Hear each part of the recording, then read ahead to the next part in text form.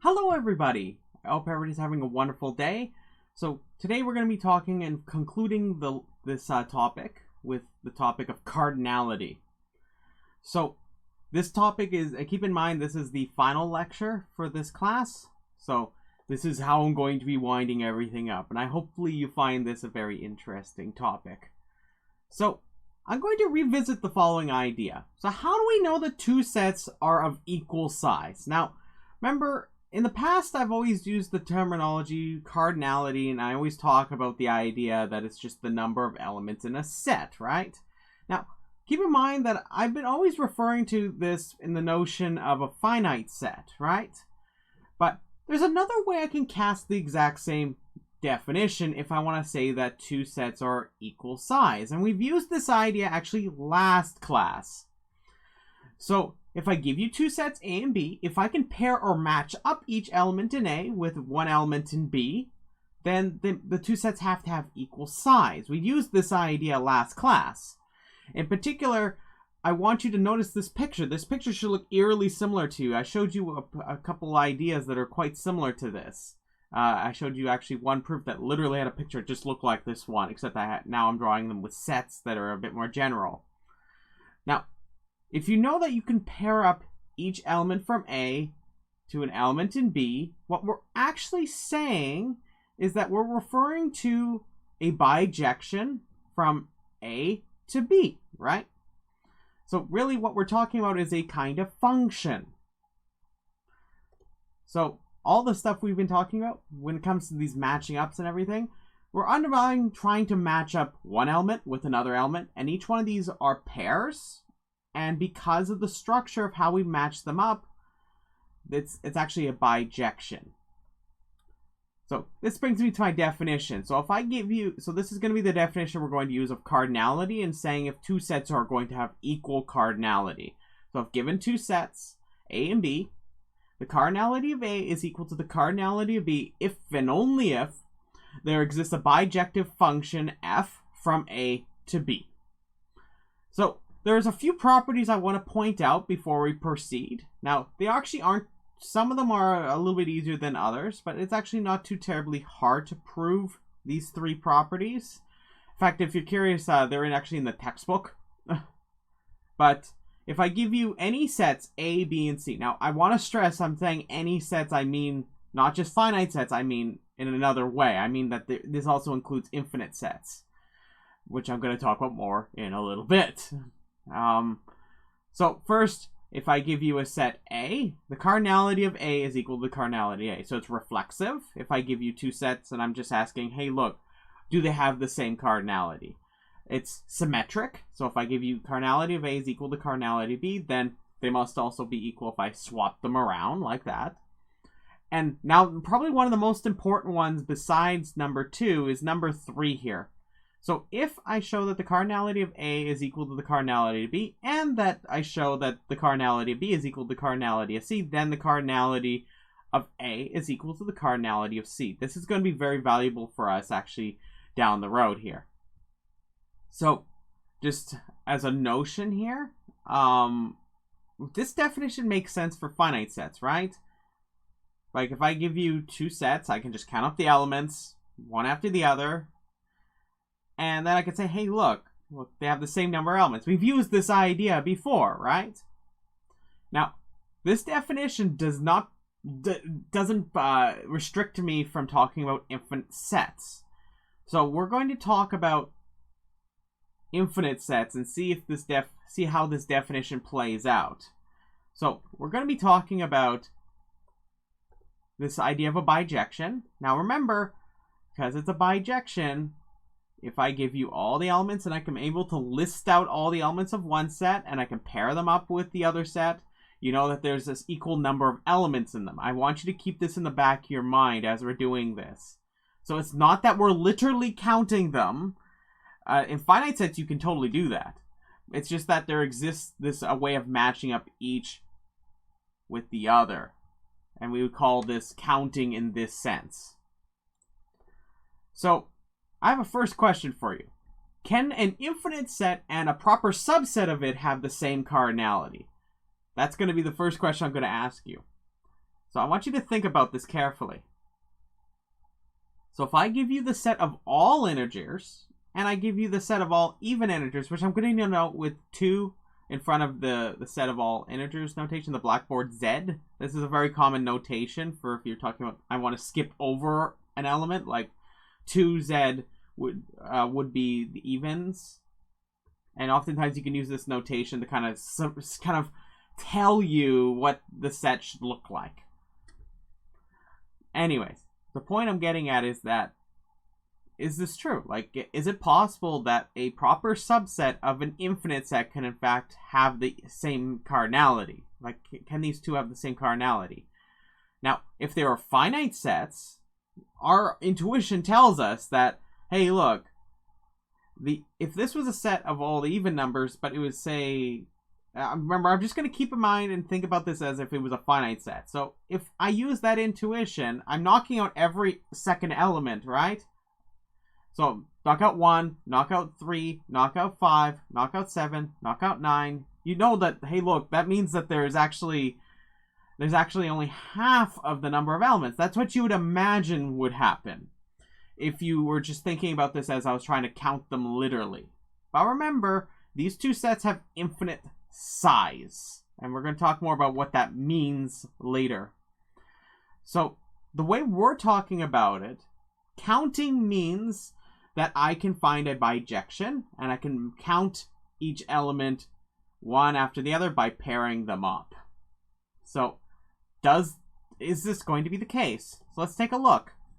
So believe it or not, actually, the cardinality of the set of all integers is actually equal to the set of all even integers. So what we're going to do is I just give you a function. Remember, that's what the definition says. There exists a function such that if I go from A to B, in our case, the set of all integers to the set of all even integers, and that if this function is bijective, or is a bijection, then we must know that this is in fact going to be the case. They're going to have equal cardinalities because I can pair them all up. So if I give you this set, now take a look at my picture here I have up over right about there. Notice that in my left set, I have all the integers listed out. Now, you'll notice that all I'm going to do is I take each element and I'm going to multiply it by 2 from my set of integers. And then I end up with always an even integer, right? So there's a couple things I want to point out here, but I'm going to talk about those in a moment. But first, I'm just going to show you the proof. So I got to prove it's bijective. Now remember, if it's bijective, that means it's injective and surjective. So the function e has to be both of these two things. So I'm just going to prove it for you, and actually it's pretty easy. Just kind of eerily scary of how simple this is, but it's actually quite nice. So that being said, I'm going to suppose that I have two elements, any two elements of the set of integers. I'm going to suppose that e of n sub 1 is equal to e of n sub 2. Now remember, to be injective, it means that I have n sub 1 and n sub 2 being equal to one another as a consequence of this. So now this is the great thing. Then by the definition of e, then I know that e of n sub 1 is equal to e of n sub 2. That is, I can replace each one of those with the function on each side. And I end up with 2 times n sub 1 is equal to 2 times n sub 2. Now, I could just do a little algebra. I could divide 2 on both sides. And now I end up with n sub 1 is equal to n sub 2. Thus, e is injective, right? It's very nice and straightforward. Now, let's talk about surjective. Now remember, when to be surjective, it means that whenever I give you some element on the right-hand side of my picture, this one here, so the set of all integers, all of the ones on the right-hand side here, all of them have to have at least one element that it's related to over in the set of integers over here on the left-hand side. There has to exist at least one.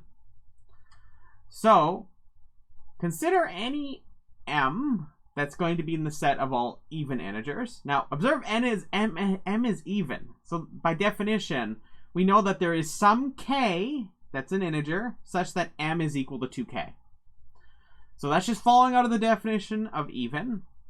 Then, hey look, I'm just going to plug everything in. So e of k, so I'm just going to put in k into my function. And notice that, hey look, e of k is just 2k, and then that's equal to m. So there exists k such that e of k is equal to m. So k it ends up being what I'm going to set my element to. So you'll notice that here, this is the element that's going to be sitting over in the set of integers. So we can conclude that E is surjective. Therefore, this is a bijection, and thus, by the definition of cardinality, the set of all integers is equal to the set of, their cardinalities. So the cardinality of the set of integers is equal to the cardinality of the set of all even integers. My apologies. So, just some more definitions here.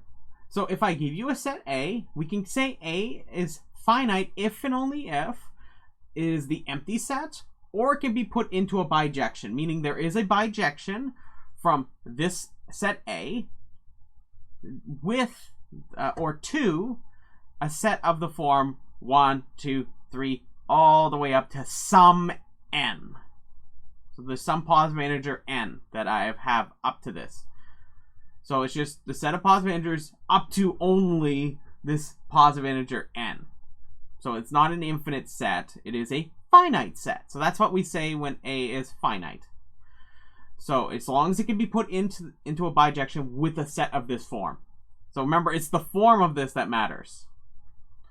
Now, there's two different notions of counting that I need to talk about. So the first one is countably infinite. So we say that the set A is countably infinite if and only if the cardinality of A is equal to the cardinality of the set of all positive integers. So you'll notice that this just generalizes on top of the definition of finite. So now notice that n could just be, it could go as long as it needs to. It's an infinite set, the set of positive integers. So it's going to be very important to note that the cardinality of A is equal to the cardinality of the set of all positive integers. But remember, by the transitive property, if I can show that a set is, two sets have the equal cardinality like this, and I show another two sets have equal cardinalities, then I can always go between them using the transitive property. That's one thing I really want you to observe here. Now, finally, there is an overarching definition called countable. So it's either if A is finite or countably infinite. So every finite set is countable. Likewise, any countably infinite set is countable. And lastly, we define uncountable. So A is uncountable if and only if A is not countable. So whenever it's not countable, we say it's uncountable. So here's going to be the game plan. Here's the game plan.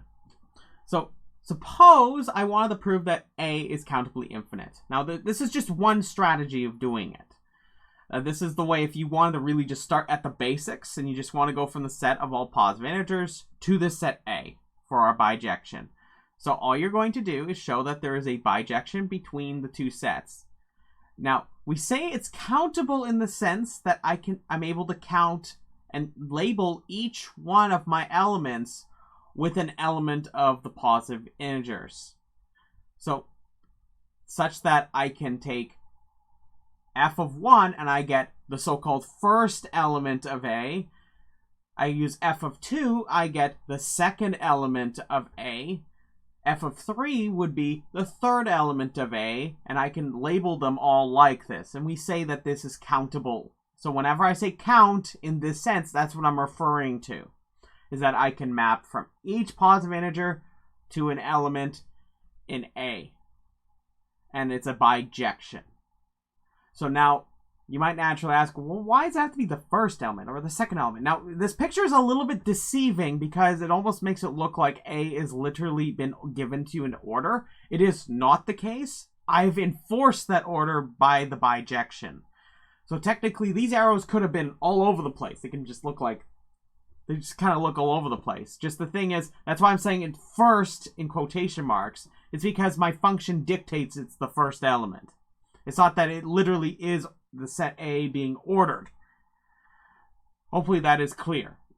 So it's very important for you to observe that F is injective would mean that no two elements are being counted twice, right? So if I give you any element in A, I know that isn't going to get counted twice. So that's why we need it that's injective.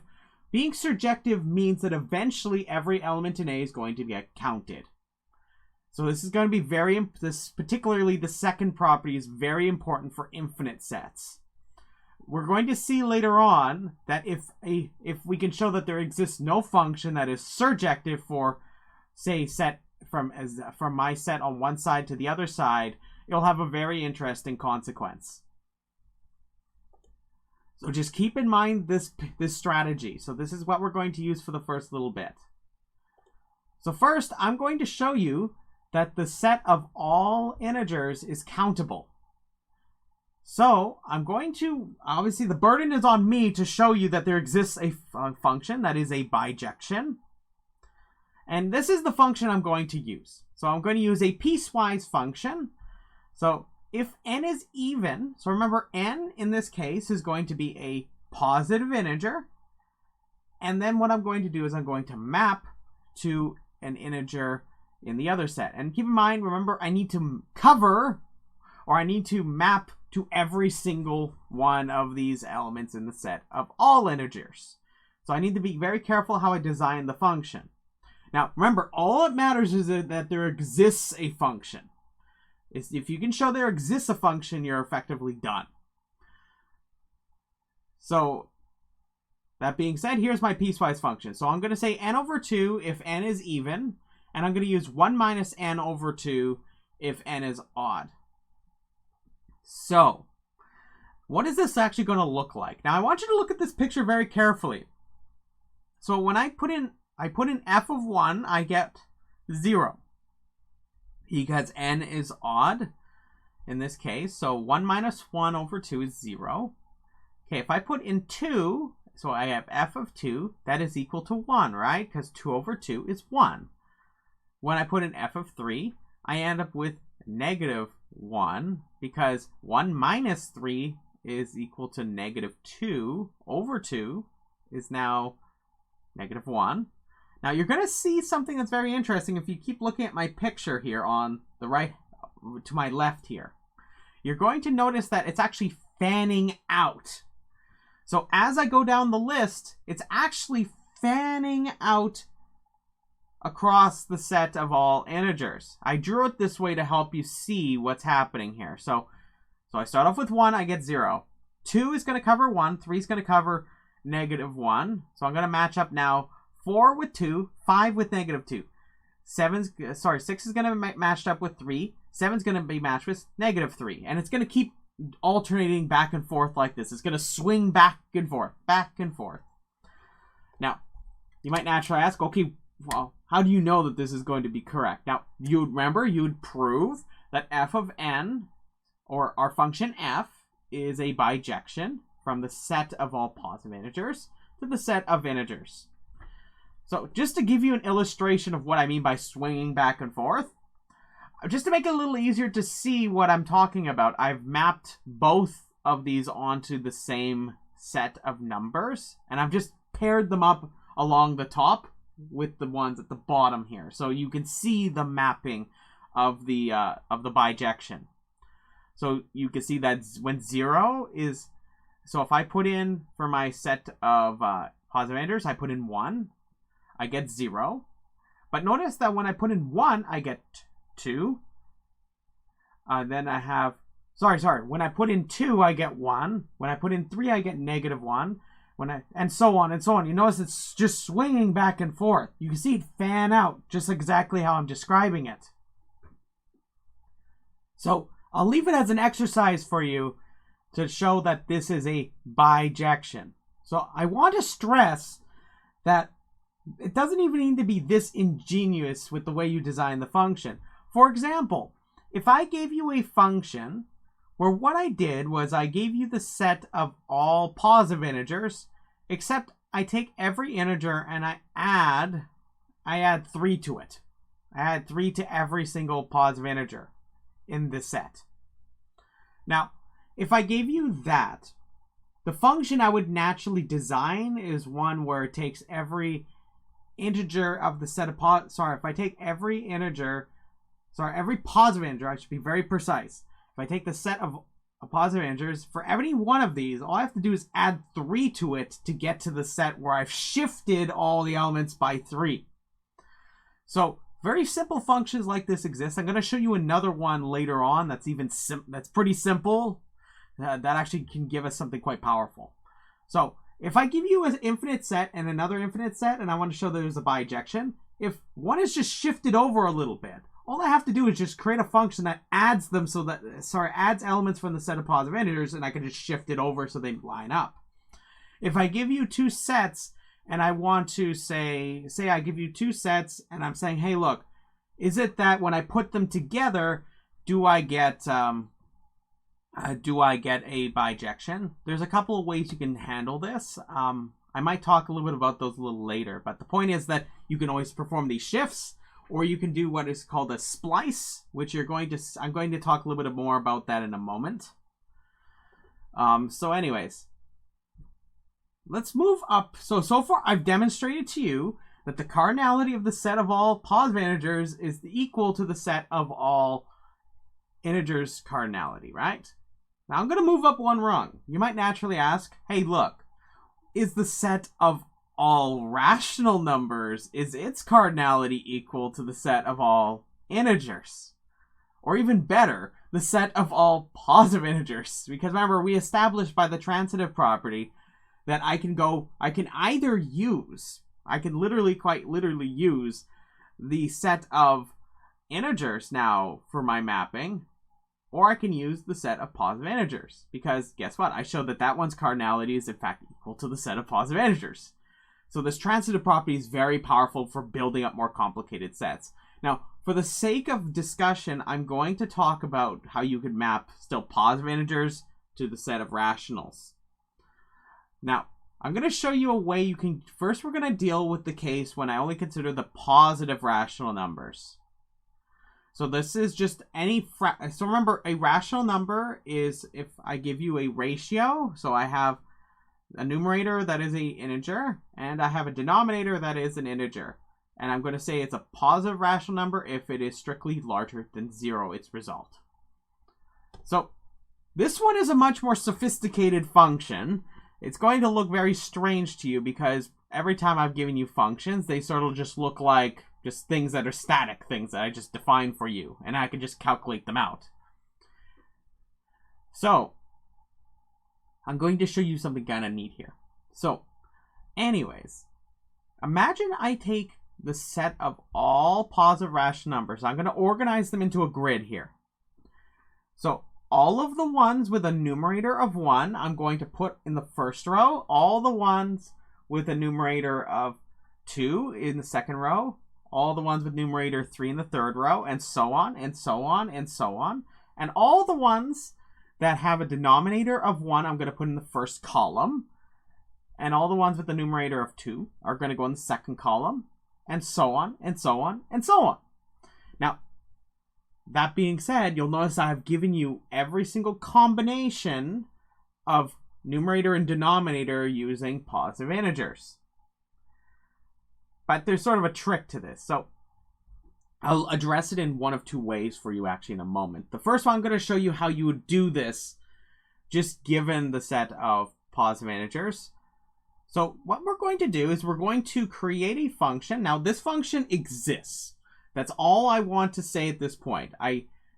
Constructing such a function is fairly complicated. So I just need to show you that we can do it. So what I'm going to say is f of 1 is just going to be the top left entry up there. So in particular it is this one right here. So that is the first element in my bijection. So I'm going to say f of 1 is just going to be 1 over 1.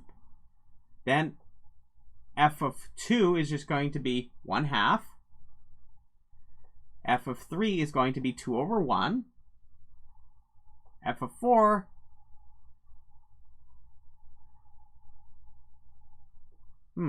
I think I wrote this actually. On the right-hand side, there's a small typo here. The way this is written out is actually incorrect. There's a typo in how I mapped out the one side. My apologies. I'm going to fix that in the slides. My apologies. But it doesn't really matter too much because the pattern for which you map the integers to the positive rationals is you're just going to follow the zigzag I have here. So you're just going to follow these arrows. But whenever you encounter a duplicate element like this one, you're just going to discard it. So the next number you're going to assign the positive integer to, you're going to assign it to the next one that is following it. Yeah. See, the problem I have on this, on the right-hand side, is that I missed 3/1.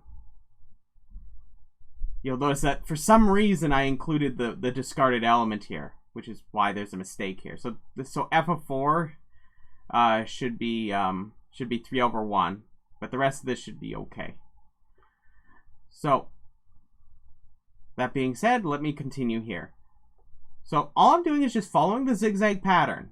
If I encounter two pairs that are in fact already existing in the list, I'm just going to simply discard them. So for example, when I encounter 4/2, I discard that because I already have 2 in my list. Remember? Likewise, I remove 2/4. That's just 1/2, right? I can keep doing this. It's a fairly complicated function, but it's going to zigzag through, and it will continue doing this process until we've covered the entire grid.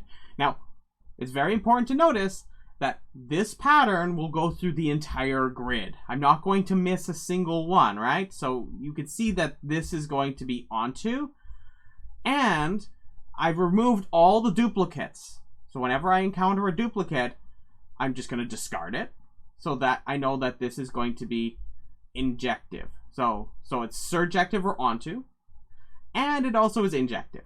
Thus, this function, if I use the zigzag here, which is going to be a fairly complicated function, I do not want to even bear giving you this actual function. You can describe it quite procedurally, which in that sense, it also could be technically a function. So this is actually how one way you can demonstrate the set of positive rational numbers is in fact countable.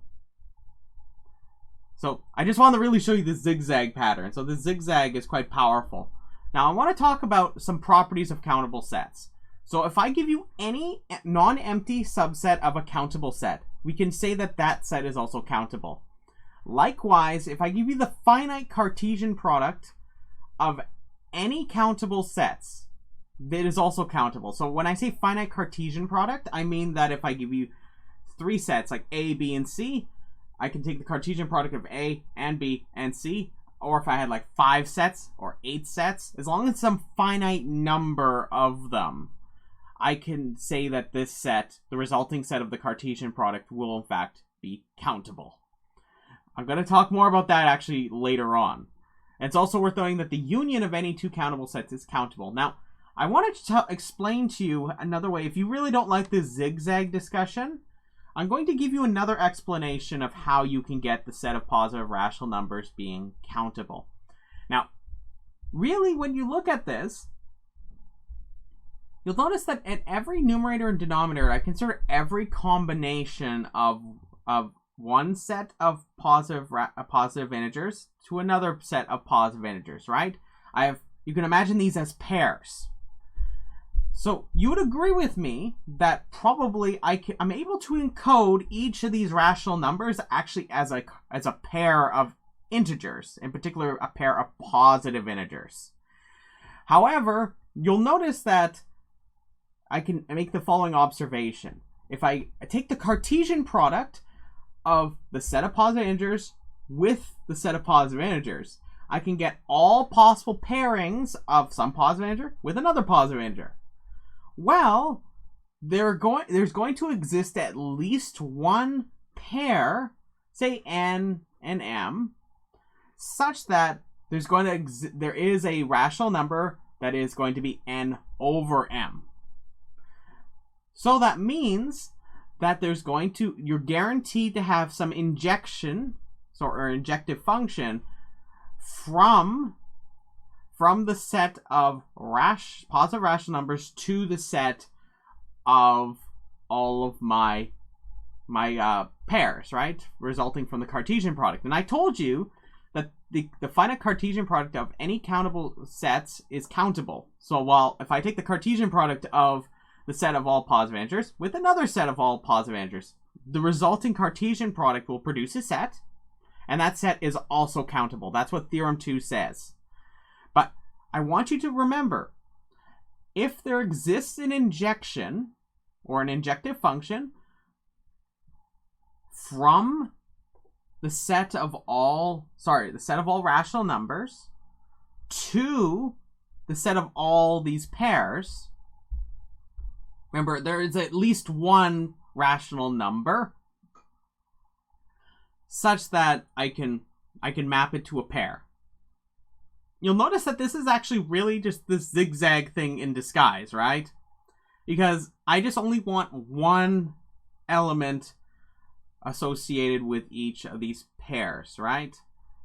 So I want to take each one of my rational numbers, my positive rationals, I want to map it to a pair. So I can do this for all of the pairs, but some of these rational numbers are not really going to line up with one of the pairs because it's going to end up being a duplicate. But the point is, it's an injection. But that means that if I look at the range of the function that I get from this injection, that is going to be a subset of all these pairs, right? But I just said that by Theorem 1 that any non-empty subset of any countable set is also countable. So, thus, this is another way of arriving at it without me actually having to tell you what the zigzag function does. I just need to know that there is an injection. So note that I'm talking about countable in the broadest sense. So just keep that in mind.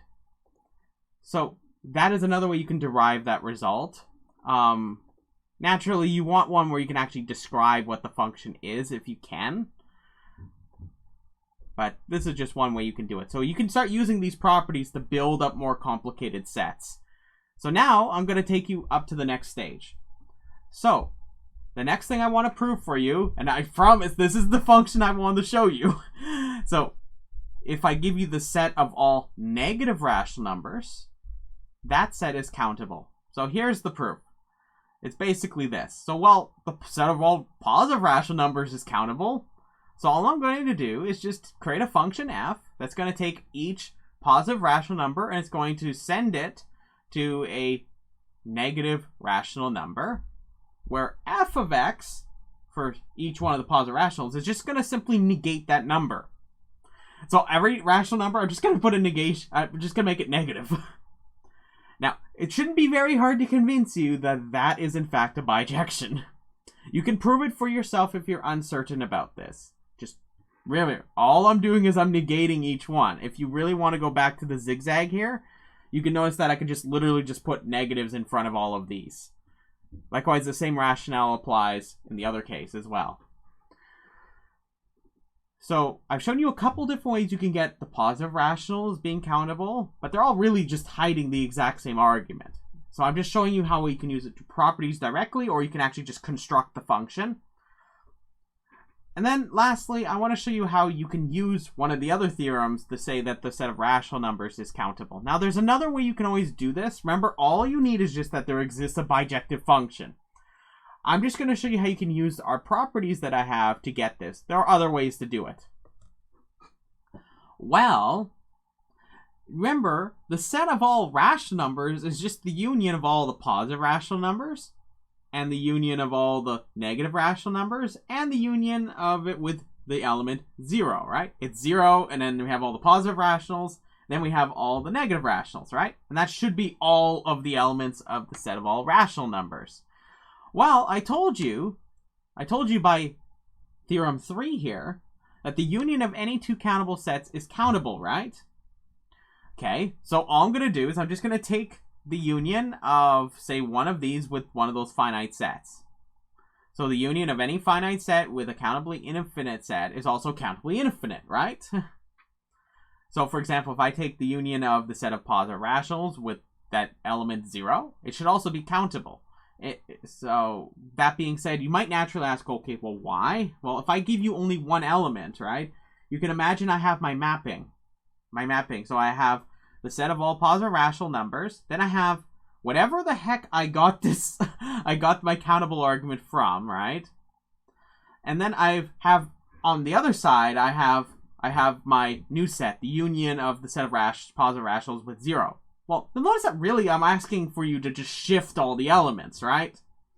So you're going to just take whatever your function is. I'm just going to take the function I used for my reduction. Well, I wouldn't call it a reduction, but my transitive motion to get to the set of positive integers when it comes to cardinality.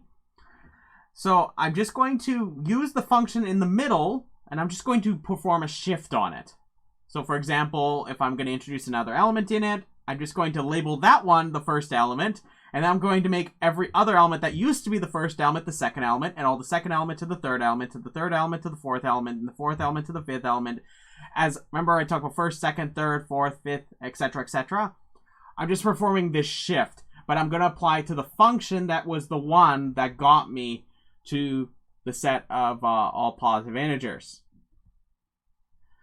So that should give you some insight on how exactly this union operation exactly works. You can repeatedly do this. Now, if they overlap, then the argument gets a little bit more complicated. Then you have to perform basically what it would tantamount to a search. But I'm going to keep that as a detail I'm not going to go to in here, because this topic I can easily talk about for like I've seen classes just dedicated to this topic. So I'm just going to just keep it very shallow at this stage and just take the theorem at its bearings at the moment. So if I can take the union of two countably infinite sets, I can get a countably infinite set, right? Likewise, I could take a union of a finite set with a countably infinite set and still get a countably infinite set, right? So therefore, if I just take the union of these three, I should end up with a countably infinite set, which is countable, right? So the set of all rational numbers is countable. So just to recap, because I've been laying a lot of stuff on you. So I've established that all the following sets are countable. So any finite set is countable. So if I give you the set of all positive integers, that is countable. The set of all integers is countable, and the set of all rational numbers is countable. So their cardinalities are all actually equal to one another because of the transitive property. Because remember, I just formed a bijection, and it follows from the definition. Now, remember, the union of any two countable sets is countable. The finite Cartesian product of any countable sets is countable, and the subset of any countable set is countable. So now when I say subset, I mean non-empty. Remember I talked about that in the theorem. But now I wanted you to think about this. Okay. I want to ask another question. Is the power set of a countably infinite set countably infinite? That's a very interesting question. Likewise, you'll notice that I really emphasize the fact that the Cartesian product is applied to a finite number of countably infinite sets, right? Okay, what happens if I take an infinite product or infinite Cartesian, like a Cartesian product of an infinite number of an infinite number of countable sets? So when I say infinite number, I mean countably infinite number of Cartesian products. Whoa, I know that's a lot to take on. So a question I'm going to ask you is, if I take a countably infinite number of Cartesian products, let me rephrase this because it is a lot to dawn on you. So if I take a countably infinite product of countably infinite sets, do I end up with a countably infinite set? We're going to address that right now, and hopefully it will help us answer this question about the power set of a countably infinite set. So what I'm going to do is I'm going to show you a very powerful method, and it's always an wonderful opportunity to show you this technique. It's a very powerful technique, and I'm very excited to show you this. So I'm going to prove the following theorem for you. So the set of all binary sequences is uncountable. So now when I say sequence, I mean an infinite sequence. So that would be if I gave you a sequence like 0, 1, 1, 1, 1, 0, 0, 0. There's going to be zeros that are going to keep going and going and going. Because what this sequence is a countably infinite Cartesian product of countable sets. In particular, I'm taking the sets, the set of binary digits, 0 and 1. So I'm just laying those out. And remember, any finite set, when I take the Cartesian product with another finite set, I end up with a countable set. However, when I take an countably infinite Cartesian product of a whole bunch of countable sets, what I'm going to show to you is that they're, in fact, it's very possible that they're uncountable. So generally the answer is, of course, no when it comes to talking about this contrast. So we know that the finite Cartesian product of countable sets is countable. If it's countably infinitely many, when it comes to the Cartesian product, so when I take A1, A2, A3, A4, A5, and I imagine this set of all these sets is countably infinite, and I take the Cartesian product of those, the answer generally is no, that is not it's not countable, it's uncountable. So to prove this claim requires me to make a very bold claim. So it says that there exists no bijection from the set of positive integers to B, which B is the set of all binary sequences. So that's how I'm going to prove this claim. Now, remember, it's saying there exists no such function. So this is a fairly strong statement. So I'm going to use an argument that's called Cantor's diagonalization method, or Cantor's diagonalization argument. So this argument was popularized and used by Georg Cantor. I talked about Cantor near towards the beginning of this course. He is the one that kind of came up with set theory. So it's a big deal. And one of these here is like this method is an extremely applicable method for very, very in-depth, very fascinating ideas when it comes to set theory. In particular, it's used very heavily in mathematical logic, and also it's used to prove some foundational theorems of computer science. So, for example, I mentioned Gödel's incompleteness theorems here, and the second one here is the negative answer to the Einstein's Dund problem. So this is the known in German as decision problem. If you take the class Computer Science 356, the second problem here, the Einstein-Dund problem, that is something that you will see in that class, and you'll see how this technique gets used. This one is very heavily connected to theory of computation in the respect that, if I remember I told you a little bit about the idea that a lot of the foundations of computer science are sort of built on a lot of these kind of results, the limitations of logic that people were sort of devising. Remember I talked about, like, a little bit about the history of logic? I mentioned that there's some problems with logic. A lot of these resulted in kind of the foundations of what we would regard as computer science today. This negative answer to this problem is what some would argue is kind of like where the tipping point between when we talk about a computer and computing to this more formal notion of computing, what an algorithm is, and so on, and where kind of modern computer science began. And so that wasn't, keep in mind, I'm only talking about in the 1930s. This is relatively recent. So if you're wondering whom I'm talking about Alonzo Church, Alan Turing, and a lot of these other results that were sort of sparked by this technique. So this technique is very much a powerful technique, and I ask you to be very careful and delicate when you actually try to use it, because there's very easy ways you can go fall into pitfalls with this. So just be very careful when we use this technique. So as you can tell, I'm very excited to show you this. So let me cut into this. So here's the idea. So here's how we're going to use this diagonalization method. So here's the idea. I'm going to use a contradiction proof. So I'm going to assume that there is a bijection. So there exists some bijection. Because remember, the claim I want to show is that there is no bijection, meaning for any function f, there's always, that function's always going to have the property that's going to miss an element that's in the set B. So meaning it is not surjective. So the problem here is that it's not surjective. That's one thing I want you to keep in the back of your mind. So we can keep mapping elements from one set to the other in an injective fashion, but there's going to be some elements we're going to miss. So some subset of those are going to get missed. That's going to be ultimately our goal here. So assume there's some bijection, so it means there exists some bijection, then show that this bijection cannot actually capture all of B. So that being said, here's the idea of the proof. So I'm going to assume otherwise. Then B is countable, so by definition there exists a bijection, right? I'm going to call it F.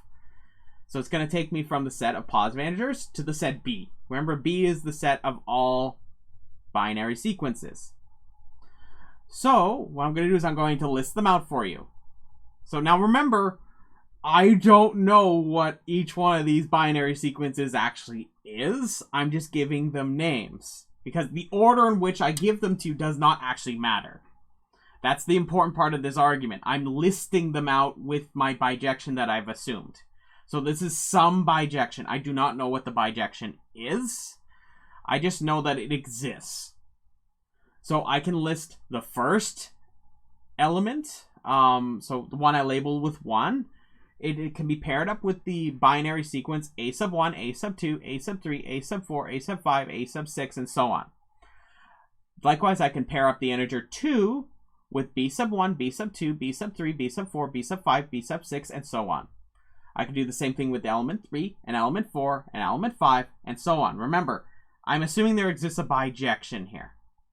So by our assumption, every binary sequence is listed above. So this list should be complete. Every binary sequence should be in this list by our assumption, because there exists a bijection. I can pair up or match up every single one of those positive integers with a binary sequence. So all I'm going to do to arrive at a contradiction is construct you an element that is not in the above list. So this is the magic of the diagonal method, or diagonalization, or Cantor's diagonalization argument. So by short, I'll refer to this as diagonalization. That's oftentimes how people refer to this in abbreviation. So this diagonalization method, you're going to see why it gets its name in a moment. So what I'm going to do is I'm going to construct a new binary sequence in the following way. So what I'm going to do is, for each of my binary sequences, I'm going to associate each one, like I did in the previous slide, each with an integer I. So I'm going to say that the ith binary sequence is the sequence that is matched up or paired up with that integer. So if it's I, that means the integer I is mapped to the binary sequence that is the ith binary sequence, because I've dictated an order by listing them like this from top to bottom. So what I'm going to do is, if I give you the ith binary sequence, position xi, so the index I in my binary sequence that I have here with x sub 1, x sub 2, x sub 3, x sub 4, and so on. Remember, this is an infinite sequence here. X sub I is going to equal 1 if the ith term of the ith binary sequence equals 0. So for example, if a sub 1 was equal to 1 or equal to 0, all I'm going to do is, in x sub I, I'm just going to put the opposite of what it is. I'm just going to flip the bit. So if I have, if I say a sub 1 is equal to 0, then I'm just going to assign it to be 1. And if the first term of the first binary sequence is equal to 0 or is equal to 1, remember, all I'm doing is I'm just changing it. So if a sub 1 is 1, I make it 0 in x sub 1. If a sub 1 is 1, then I make x sub 1 0. Seems pretty straightforward, right? So I'm going to just make this tweak to my sequence. Now, this is very important to notice. So I'm going to show you how this works step by step. So, very important to notice is that x sub 1 differs from a sub 1 by definition because of how I define the sequence here. So notice that whenever I see a 1 in a sub 1, I set x sub 1 to 0. And whenever a sub 1 is 1, I set x sub 1 to 0. Now, because they differ in their values, they cannot be the same sequence by definition, right? So, likewise, you know that if I ever were to compare this sequence with the first one, I know it isn't the same one, right? Likewise, I'm going to apply the same definition for the second position. And you'll notice that now I have to talk about the second sequence and the second index or position, or index number 2 of the second sequence. So I'm just going to take the ith term. Remember, I in this case is 2. So x sub 2 is going to be equal to the second term of the second binary sequence. Except I'm just going to flip it, right? I'm just going to reverse it. So if b sub 2 is 1, I'm going to make x sub 2 0. And whenever b sub 2 is 0, I'm going to make x sub 2 1. By the same argument I gave you, this sequence cannot be, so my new sequence that I'm constructing up over here, this sequence here, this sequence cannot be equal to the second sequence because I've put literally the opposite value. So when I say opposite value, I'm talking in terms of binary. So I flip the bit. So whenever I see a 1, I make it into a 0. So I know that x sub 2 is in fact going to be not the same as my new sequence. Likewise, now this is the most important part, because remember from the previous step that I just described to you, I know that it's also not the same as the first sequence because of x sub 1 being the opposite value of a sub 1. So you can follow along with the same rationale. Do the third one. You'll notice that I'm going along the diagonal, and all I'm doing is I'm changing in my sequence the value that's present there to the one that's the opposite of it. So you'll notice I'm just going along the diagonal, and I'm constructing the sequence by just taking the opposite value.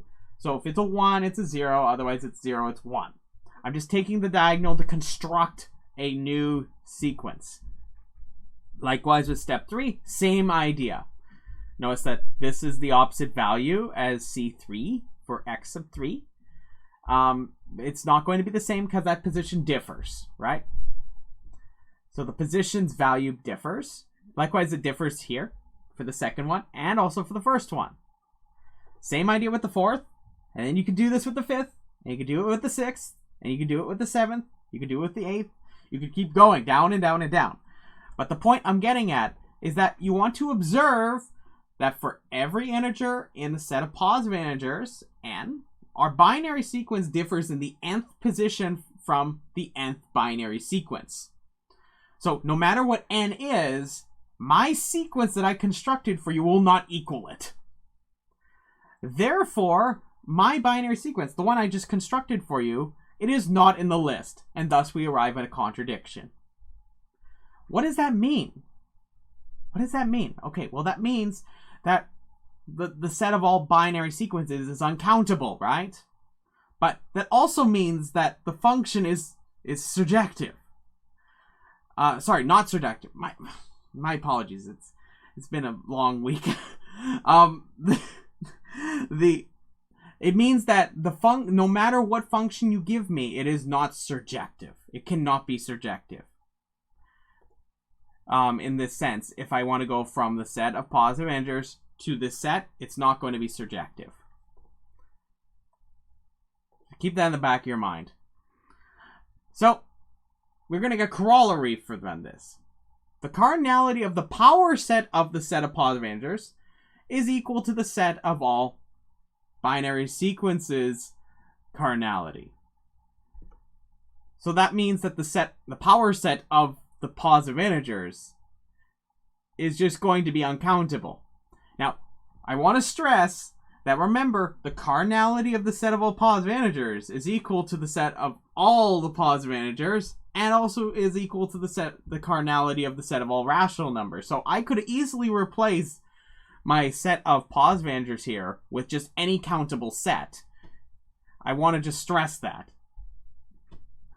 So it almost seems very strange. It's almost like there's just some other rung going on in terms of sizes here that seems very interesting, which I'm going to talk about in a moment. So here's the idea of how you prove it. It's actually really easy. You show that there's a bijection from the power set of the set of positive integers to B. It's very straightforward. So all you're going to do is just take any subset of the positive integers. So remember, these can be infinite, right? So all I'm going to do is I'm just going to look at my subset that I have. So for example, if I have the set of all even integers, I have 2, 4, 6, 8, 10, 12. What I'm going to do is I'm going to set in the second position, the fourth position, the sixth position, and the eighth position. I'm going to set that position's value to 1. All other positions are going to be 0. So I'm just going to encode the power sets, subsets, so all the elements of the power set, just as binary sequences by just telling you, hey, look, if that number if it's in the set, then all I'm going to do is I'm going to set the position for which that value exists to 1 and 0 otherwise. So you can think of it like I'm encoding the element's existence in the subset into the sequence. So for example, if I have the set 1, 2, 3, 5, 7, I will set positions 1, 2, 3, 5, and 7 all to 1, and all the other positions are going to be 0. So this is how you would formulate the bijection. So now this brings me to a very fascinating point, and this is what I really want to talk about. So this is what's called Cantor's theorem. And now you don't have to prove it using, there's several ways to prove it, and one of the more standard ways is actually very simple. It's very surprisingly simple. I'm not going to have time to talk about it, but I'm just going to say that you can always check and look for it. It's actually quite simple. It's very surprising how elegantly simple this theorem is actually to prove. So if I give you any set A, there's going to be no surjective function from A to the power set of A.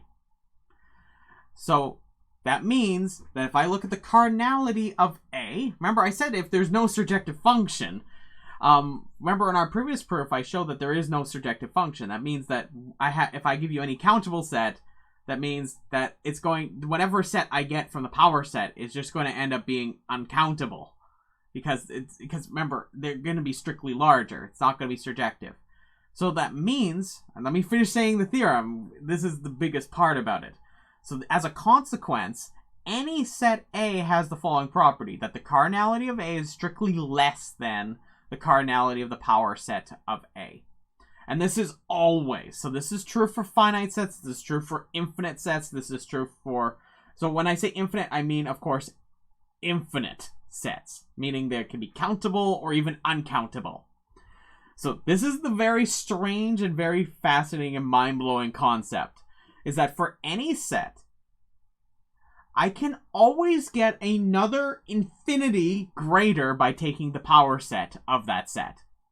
So for example, we established that this cardinality of the set of positive integers is less than the cardinality of the set of the power set of those integers. Remember, I proved that actually just on the previous slide, right? I said that the set of all binary sequences is equal in terms of their cardinalities with the set of the power set of the set of positive integers, right?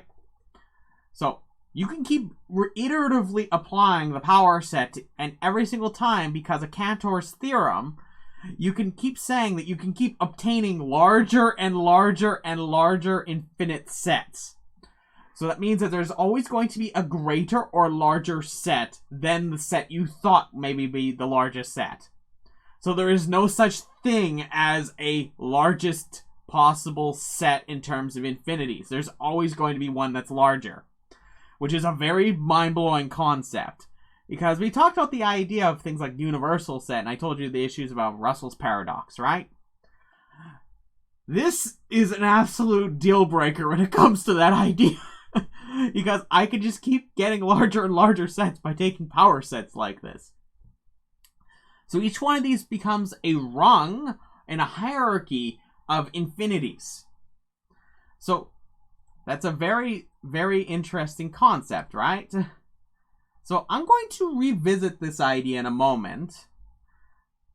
I'm just going to focus on only this part of the so-called hierarchy of infinities. I'm going to revisit the real numbers.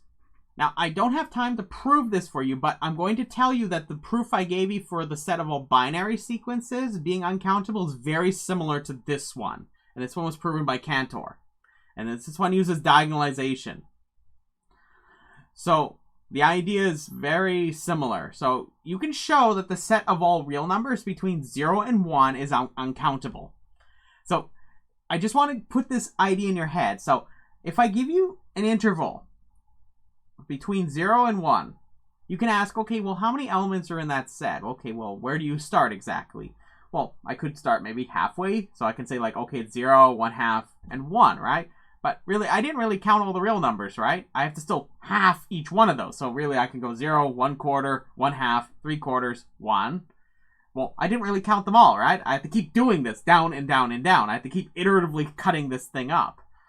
Now, the question I have for you is, okay, is that countable? Well, Cantor proved that that actually is uncountable.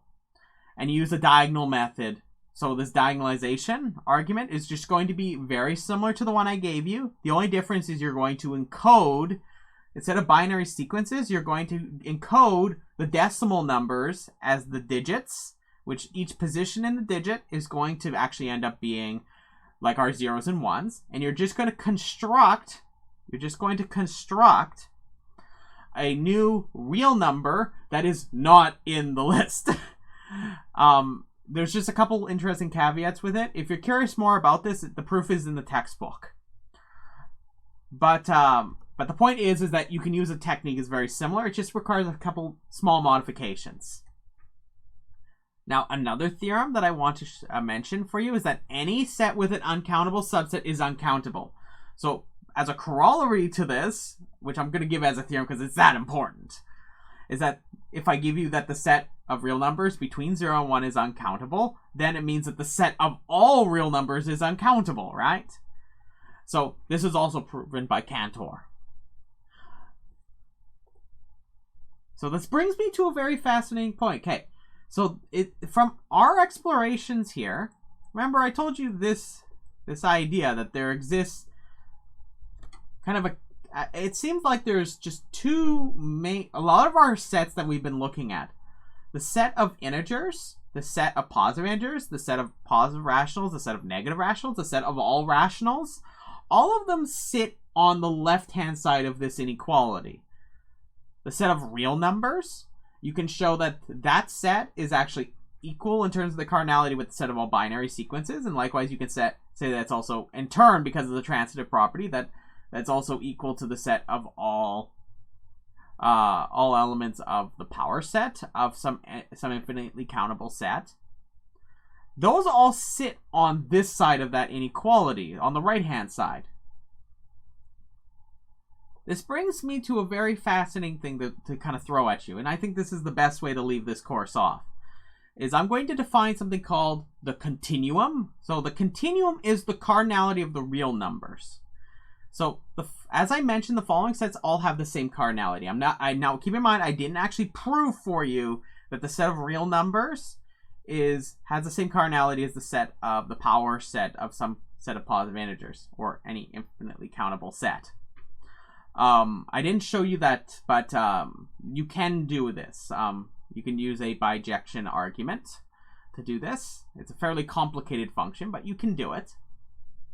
So the point I'm getting at is that there's a whole bunch of these sets that are all sitting on one side, and they're all equal to the cardinality of the real numbers. We call that value, we assign it a name, that cardinality. It's not really a value, it's a variable that I'm giving it a name. The cardinality of the set of real numbers, this is what they call the continuum. It has a very fancy letter C for its symbol. I'm not going to write it down here because I think it's just beyond this class. But I want to stress, remember, the set of all positive integers, that is infinitely countable, right? And I showed to you that there is no surjective function from the set of positive integers to the set of all binary sequences or binary strings, if you want to think of them as strings. I wrote strings here, but I could also say sequence. It doesn't matter. So it means that there's these infinitely countable ones, then there's these uncountable ones that are all kind of lumped together. So they have these two very important groups of sets. Now, this brings me to talking about Cantor's Continuum Hypothesis. So, this is a conjecture that in some aspects has been solved, but it's still regarded and contested as open. The Continuum Hypothesis states that there is no set such that its cardinality is smack dab in between the cardinality of the set of all positive integers and the cardinality of the continuum. That is Cantor's Continuum Hypothesis. And this is also known as Hilbert's first problem. It's often regarded as one of the most important conjectures in all of mathematics. So, believe it or not, we've worked all the way from the beginning of this class, literally talking about what a variable is, all of these kind of things. We've been working our way up to this, and now I can actually tell and describe to you one of the most important open problems in all of mathematics. Fascinating, right? So we've went a very long way in this class. So I think this is the perfect way of stopping right here. So just I want to mention about the Continuum Hypothesis here. So it's generally still regarded as open and contested, but in some sets of axiomatic set theory, this question actually has already been resolved. But I'm not going to talk about that here. That's beyond this class. So that being said, I want to conclude here. So this is the end of this class. So, as I said, we started really at the bare bones and we worked our way all the way up to talking about all sorts of crazy things. Now we're talking about counting infinite sets. Isn't that bonkers? So, I hope you've learned something new in this class, whether it be learning how to write proofs, all these different neat arguments we've seen, different mathematical objects, and all these different structures. I hope you really got something out of this class. You're going to find that a lot of the things that we see in this class will serve very useful, whether you're going to pursue more studies in mathematics or other mathematical disciplines, or computer science and other mathematical discipline. You'll find a lot of these things bare essential when we talk about formulating problems, how we discuss things mathematically in terms of the structures. It'll be fundamental, be very helpful for describing a lot of mathematics to people. So I hope you got something out of this class. I want to say thank you for really having you here. It was wonderful having you in the class, and I want to wish you the best with your future studies. So thank you again for the opportunity to be your professor, and I want to wish you to have a beautiful day. I'll see you later.